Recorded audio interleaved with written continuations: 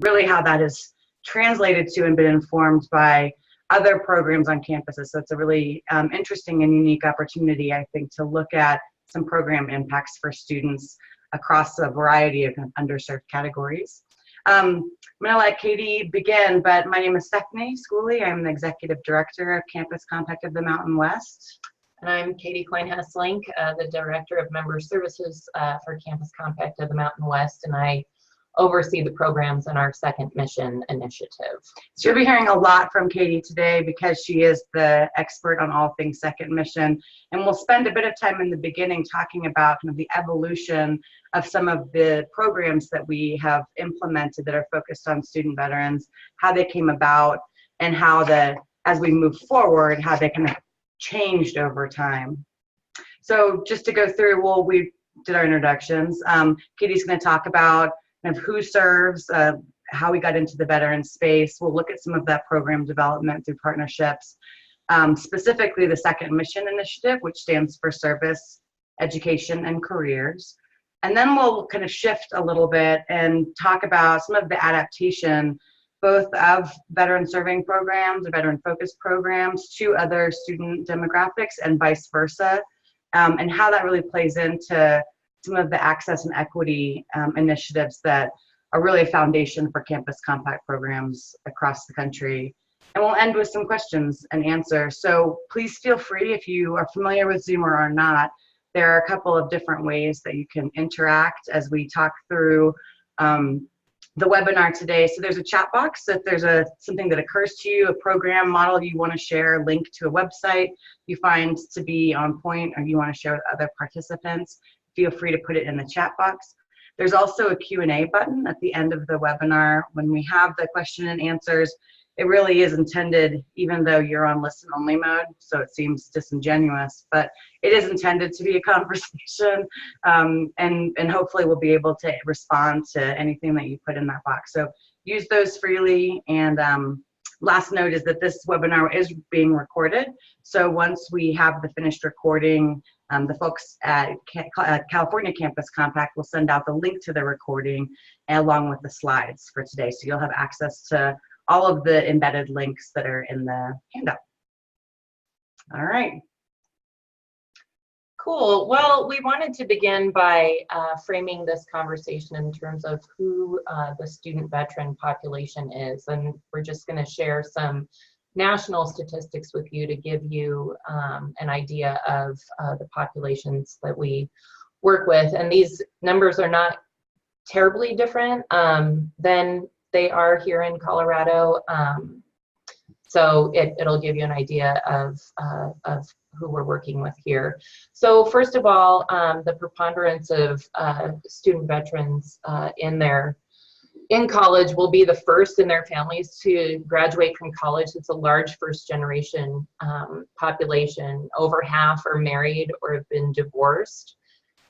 Over half have a disability, most of those related to their service. And the great majority of those folks report that disability, most commonly post-traumatic stress or traumatic brain injury, cause stress in their academic experience and in their transition into the college environment and learning how to be in school. Almost half are working full or part-time while they're in school. So you'll see too, I mean, there are a lot of just overlaps with the non-traditional adult student population. Almost half have children. 43% of veterans attend community college. So that's a large number there as well. 30% are persons of color. And then finally, 15% identify as female, though females are overrepresented in the student veteran population in higher education. They're about a quarter of student veterans currently.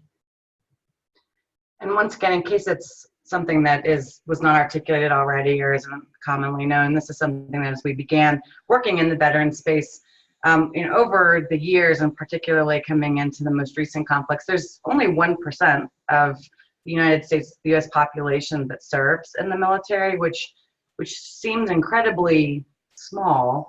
And then it's sort of overrepresentation in higher education, and a lot of this has to do with the post 9/11 GI Bill and higher education really as a kind of transition ground for recently separated folks from the military. So in thinking about the 1%, it really is an interesting way in which we're able to provide some very direct and hopefully kind of meaningful transition services that meet some of the access and success goals that we have.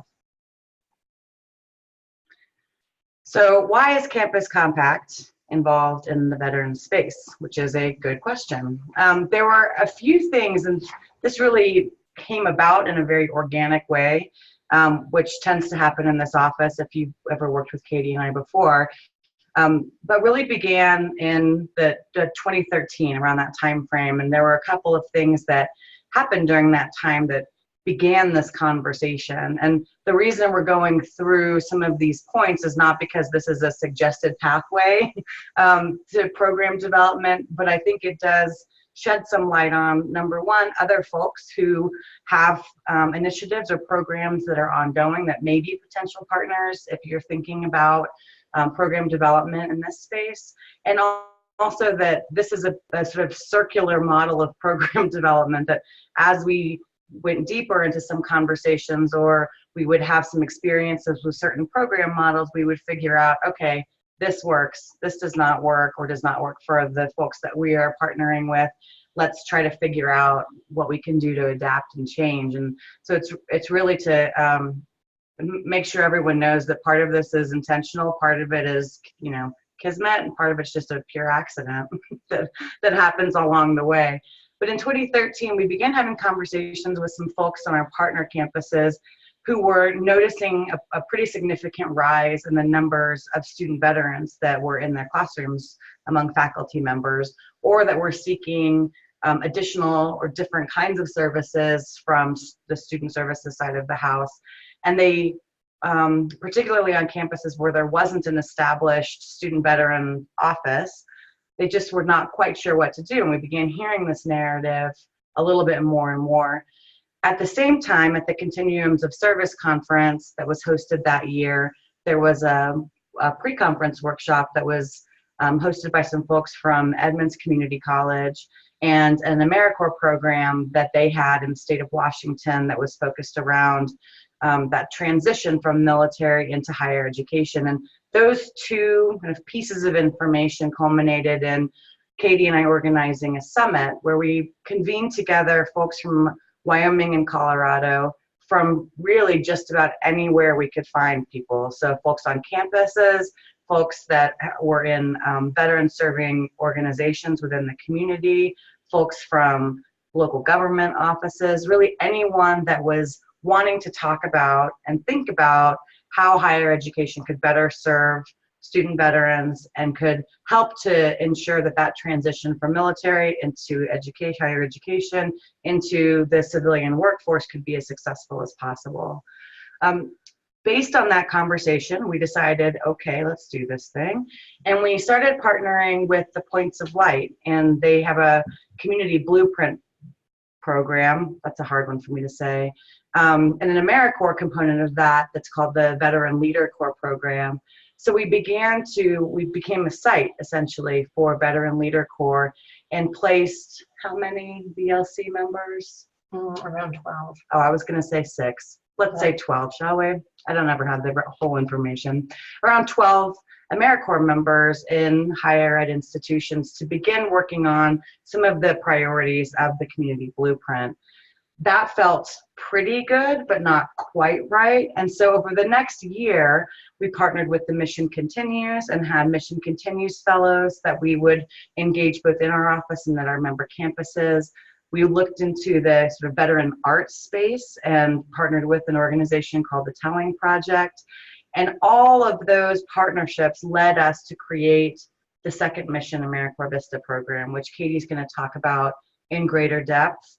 But essentially what it allowed us, our sort of, I don't want to say dabbling because they were meaningful partnerships, but that journey allowed us to really hone in on the components of Second Mission that seemed to be the biggest priorities and the biggest gaps that our mission, so engaging in kind of civic renewal and community service would be able to address. Great. So I'm going to talk at more length now about the second mission initiative. Again, service, education, careers is the big SEC.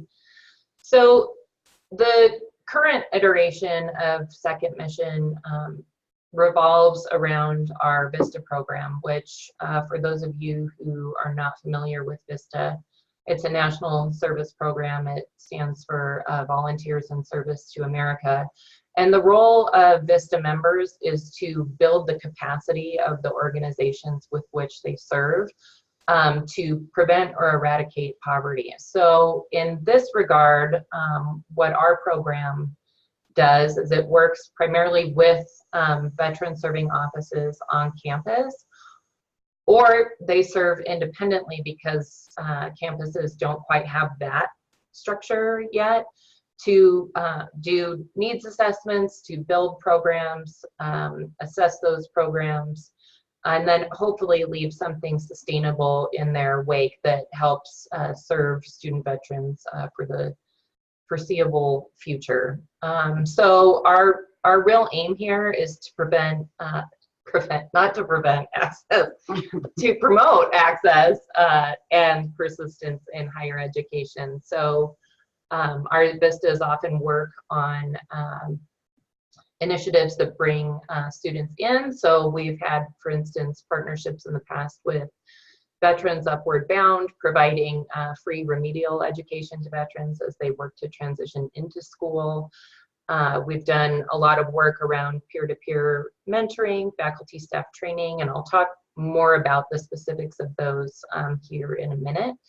But the philosophy behind Second Mission for us as an organization that's committed to higher education community engagement is thinking about how we engage folks in service opportunities to support veterans' educational success and their career development. And so to that end, we work really hard to recruit veterans and military family members to serve in those roles. And so that's another piece of the second mission, the idea that veterans have another opportunity to serve in a different way in terms of building this capacity to support their fellow veterans and succeeding in school.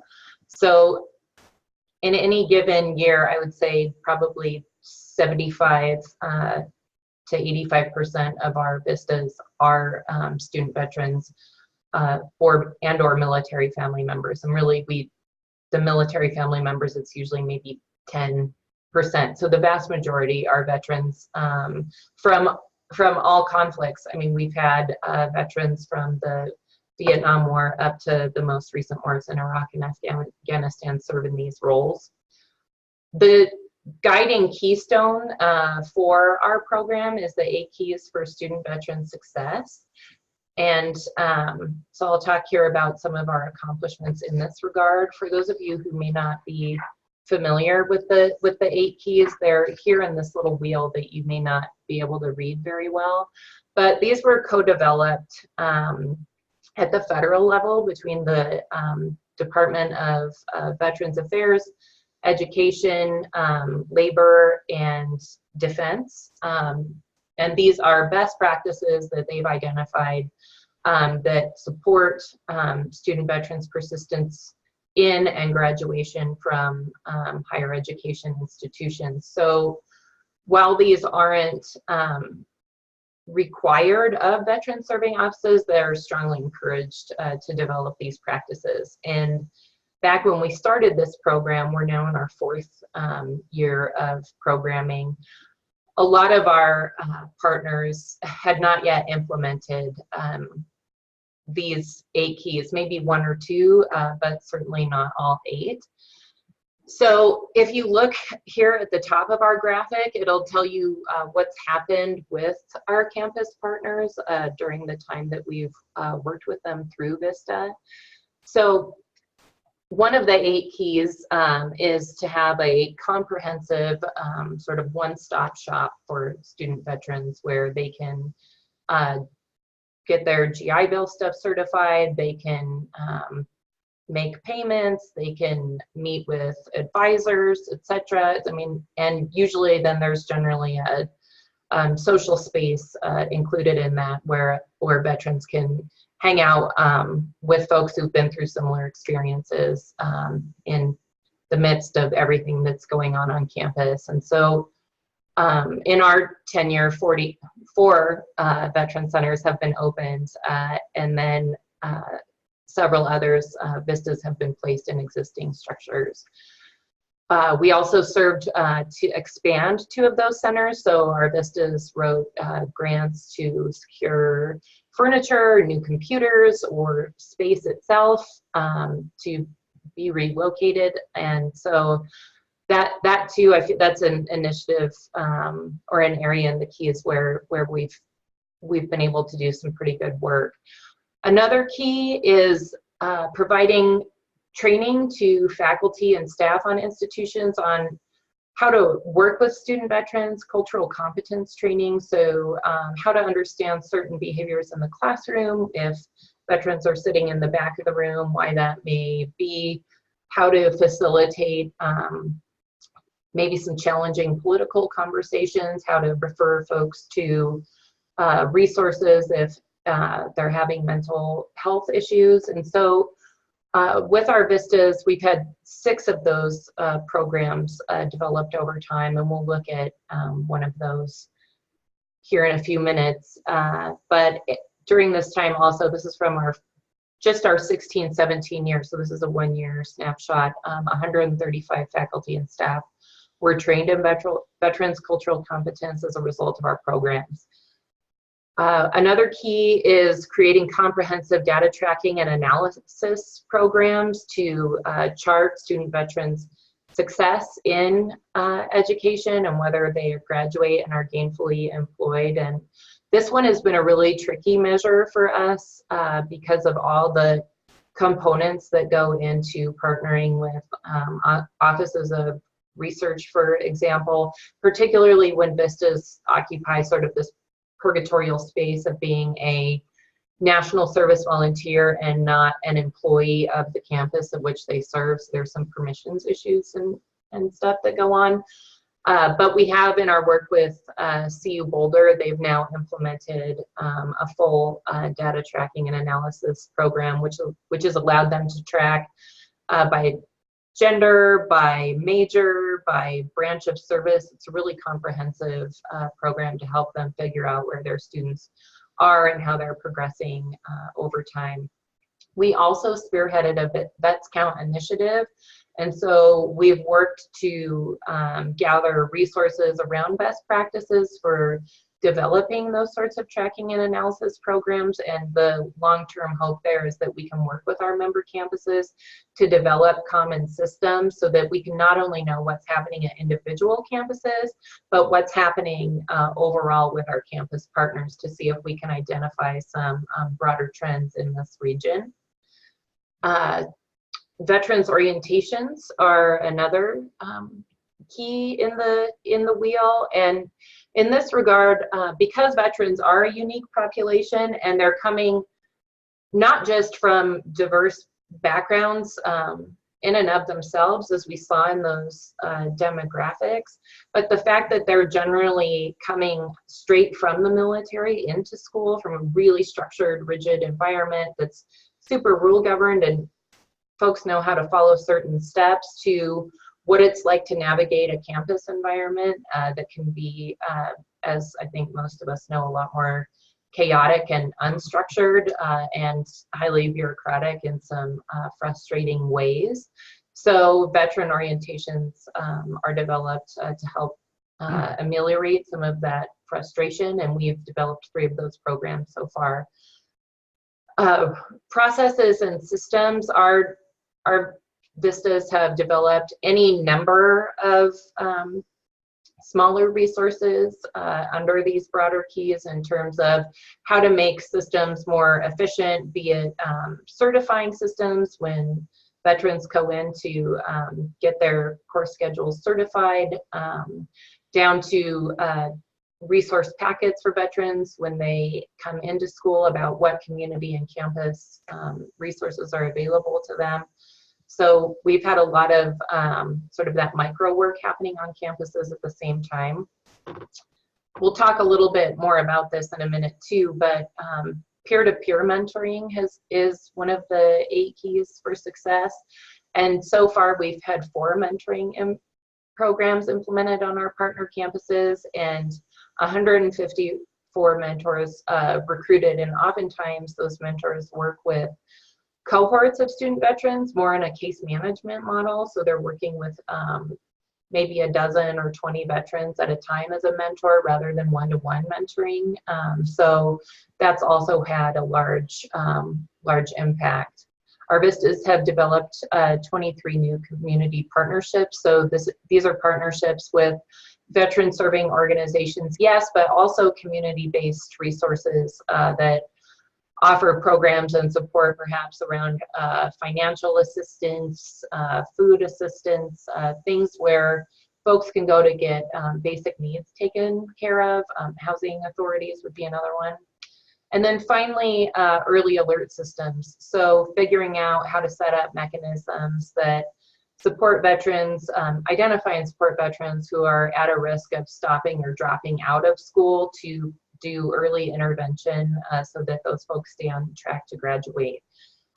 So those are the 8 keys for us. And over that year, our services help to support over 3,000 veterans on the campuses with which we work. And so that's an exciting number for us. And we're on track this year to top 4,000 veterans.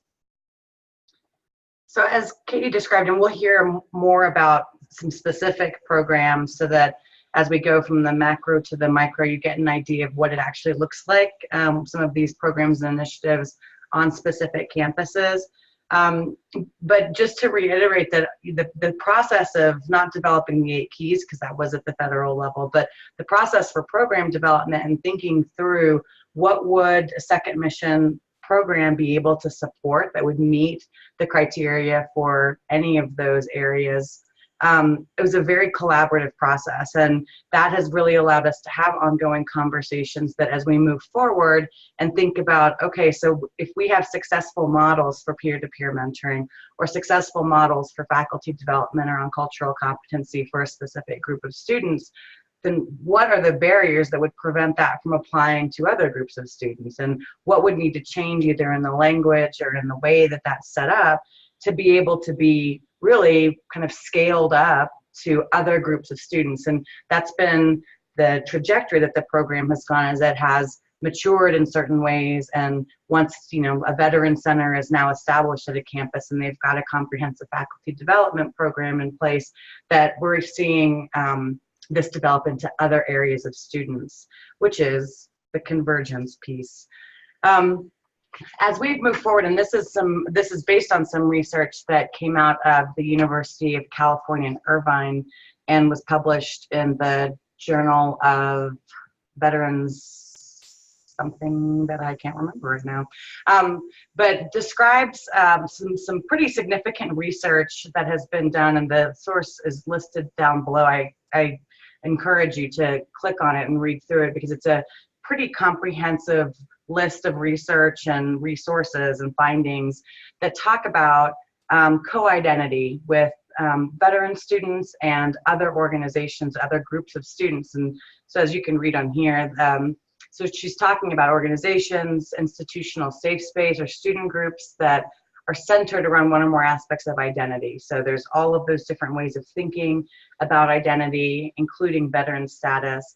And some of these points of convergence and co-identity is around things like designated safe spaces or offices or lounges, looking at that faculty development and cultural competency, some of the direct student supports, early alert systems, some of the campus and community mapping, so creating those campus and community connections, not just for the institutions, but for specific students, and cultural validation. And all of these points in that article fit into the wheel that was developed for the 8 keys for student veteran success. So as we started seeing some of this shift in the needs of actual campuses and their work with student veterans, and some of the successes of the second mission programs that have been developed, this area of convergence and being able to think about co-identity and how we could extend the ways in which we were supporting students on campuses became clearer and clearer, and continues to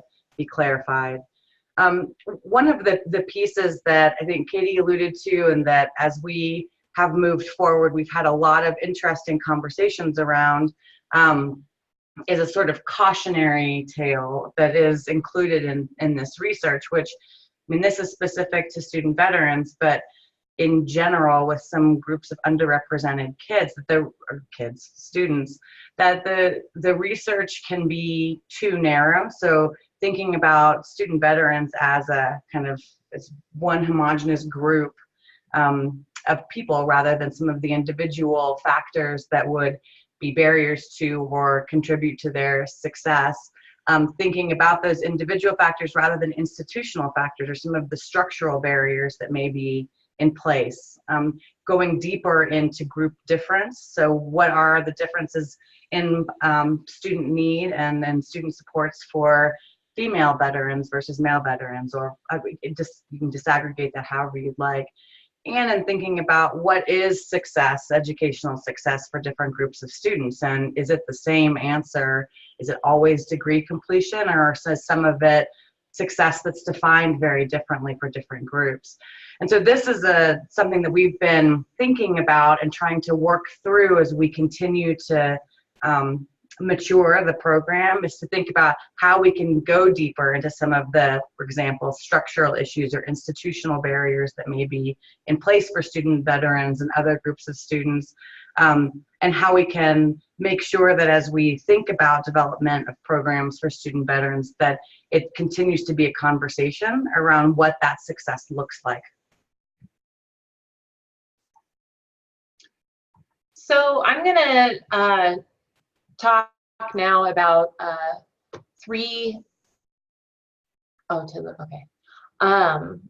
about three examples of co-identity initiatives that have emerged on our partner campuses. So I'm going to talk first about the University of Wyoming and their Green Zone faculty and staff development program. I'll talk then about the University of Colorado, Colorado Springs and their Veterans Tutoring program. And then finally, we'll look at Naropa University and a partnership that they've developed with the U.S. Air Force Academy on an inclusion project that's centered on mindfulness practice.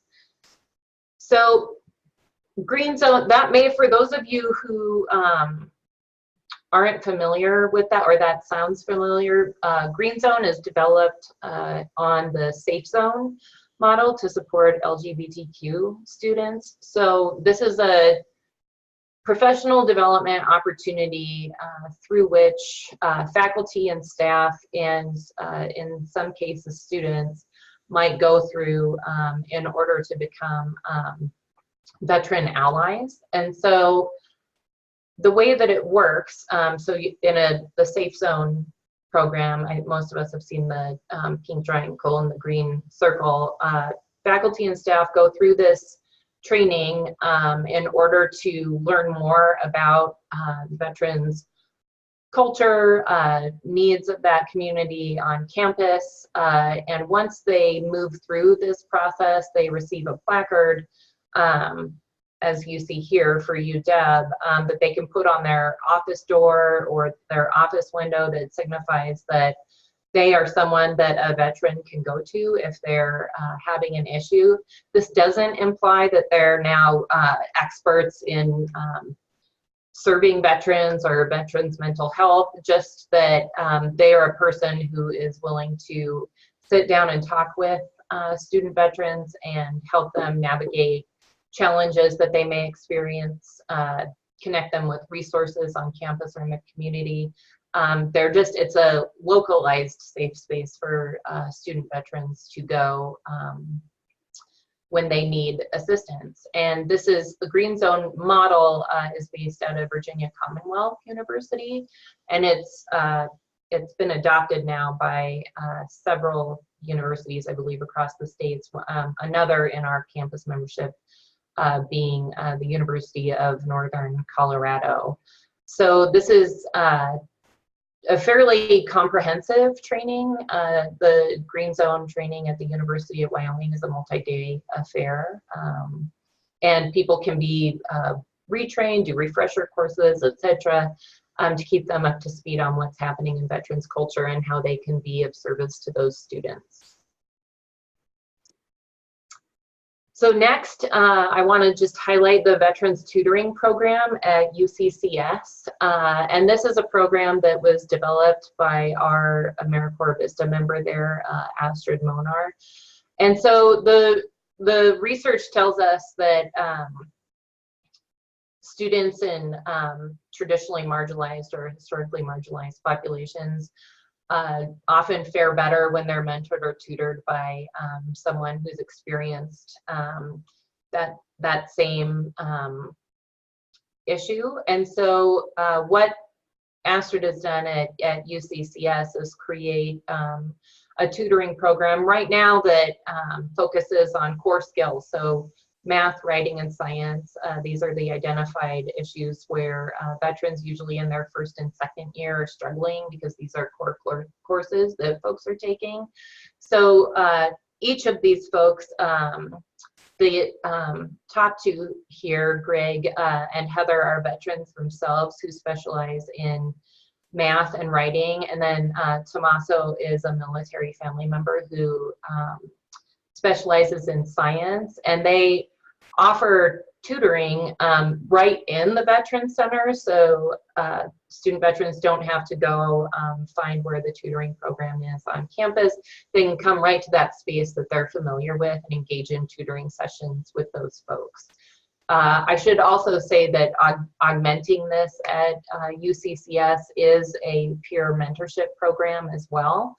And that's more of that case management model that I mentioned. It's a PAVE program where mentors serve larger numbers of student veterans all at one time. And then also that this is further augmented by a transitions GPS course. So all freshmen at UCCS are required to take this basically how do you do college course. But there is a course specifically for student veterans on transitioning into higher education to help them navigate the structures they might encounter, what a class load looks like. It's there to set them up for success. So between these three initiatives, among others, there's a holistic support system there for veterans who are new on campus and learning to acclimate to campus culture and how one does college work. And then finally, I realize that this poster may be a little overwhelming, but this is a really interesting partnership, I think. So far, we just looked at two public state schools, and Naropa University, for those of you who aren't familiar, was founded as a Buddhist university, and it focuses on contemplative education. It's one of very few Buddhist universities in the United States. And so their contemplative education model integrates mindfulness practice into all of what it does, among other tenets. And through a partnership with the Air Force Academy, what they've done is the Air Force Academy was interested in trying to figure out ways to make their campus more inclusive because they have students of very diverse backgrounds who have now committed to going into military service. And so they were looking for strategies to work with their students to bring them closer together, create more cohesion in the group, and allow them to work through difficult conversations, challenge stereotypes that may exist, etc. And so they reached out to Naropa University, and our AmeriCorps Vista member there at that time, Dennis Kier, worked with them to develop a mindfulness program with their students that addresses mindful teaching and learning practices to help support those students both in real time in their class experience, how to have mindful conversations, how to engage mindful listening, all with this hope that that would help ameliorate some of the tensions maybe around diversity inclusion at that institution. And it's been quite successful so far. It's on its way to being institutionalized at the Academy with assistance from Naropa, and the partnership has blossomed to the extent that students from the Air Force Academy have been able to visit Naropa and participate in some of their offerings, including their yoga classes and more advanced mindfulness practice classes. So it's a really interesting and unusual partnership, I think, between this Buddhist university and the Air Force Academy, looking at how those strategies of contemplative practice can help support that population, specifically around issues of diversity and inclusion. So it's an exciting time, I think, for both of those campuses in terms of growing and sustaining this partnership and working with larger and larger groups of students. So some of them, and I know that someone posted in the chat box to link to the, post the link to the article, the research we were talking about, and all of these are active embedded links to a bunch of the research and the sources that we've used in here. And there's also links to the sites that Katie was just talking about, so the University of Wyoming, UCCS, Naropa.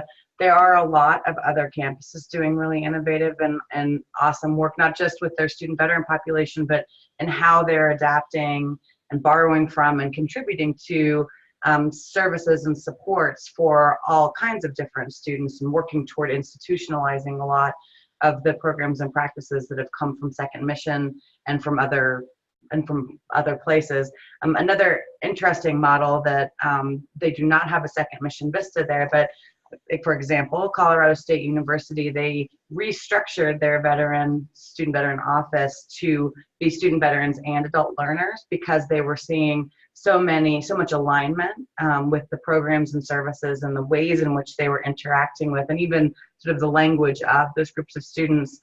So now all of those programs are co-located with one another.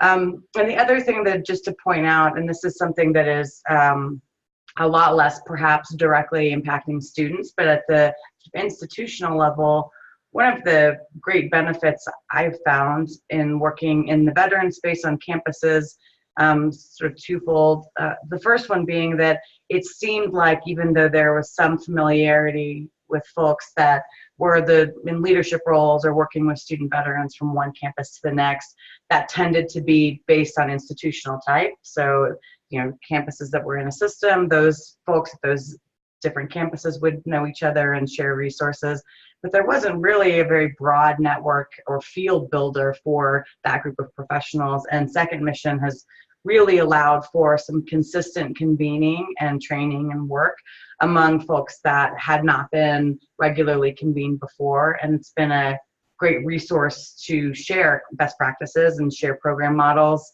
across the region. Honestly, someone will come in and say, that's an awesome program, boots to suits, we're going to take it. We're going to take it to our campus. And it's been quite successful in that way. The other piece is that traditionally, Campus Compact, at least here in the Mountain West, the individuals that we work most directly with tend to be community engagement, faculty, staff, student leaders, etc. And through work in this program and in this space, it's allowed for a sort of an expanded conversation around what community engagement looks like, who is sort of benefits from and is able to participate, and the connections between faculty and staff and other professionals on campus that are engaged in all kinds of different work. So the field building aspect of the program has been significant, I think. You can't click on the links in slide format. All right, we're going to be sending them out. Let me see if I can click on them so you can see them while they're on here. And let me know if that comes up or if you can't see it.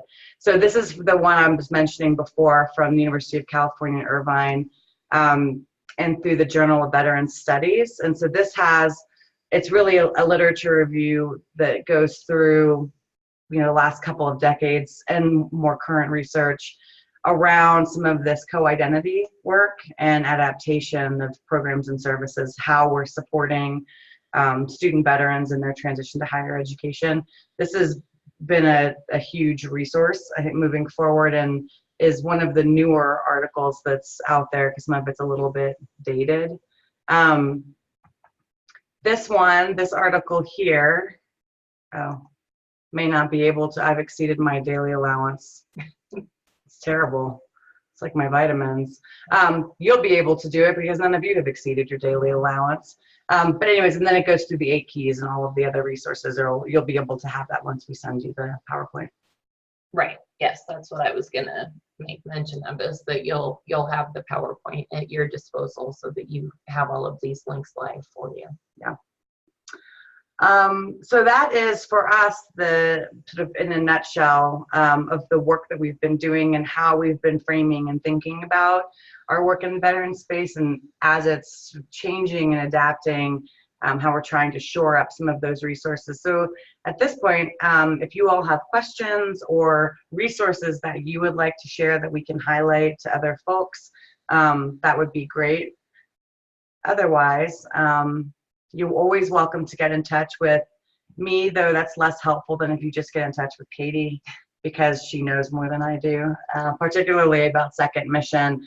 And if you're interested in either some of the specific components or pieces of programming that individual institutions have come up with and put forward, or in the program model as a whole for multiple campuses or as a sort of suite of programs, we are always happy to share expertise, and any of the stuff that we had to slog through, you can just take it and run with it, which would be great.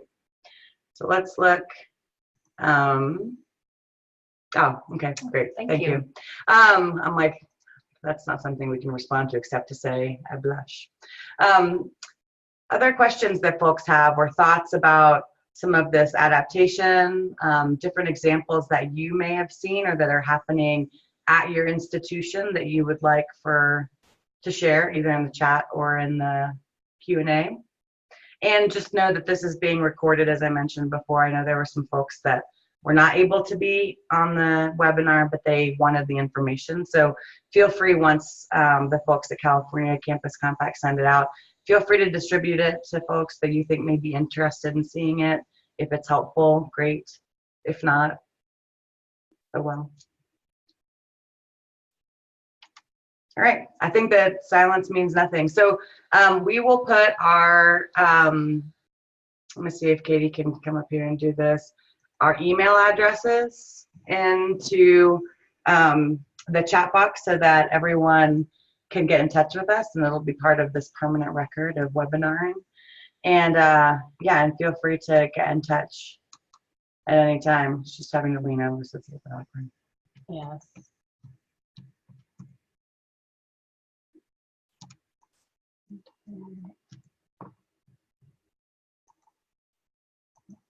All right. I was going to put yours in there too. Nope, just Katie's. Just mine. That was such a coup on my part. All right. Thank you.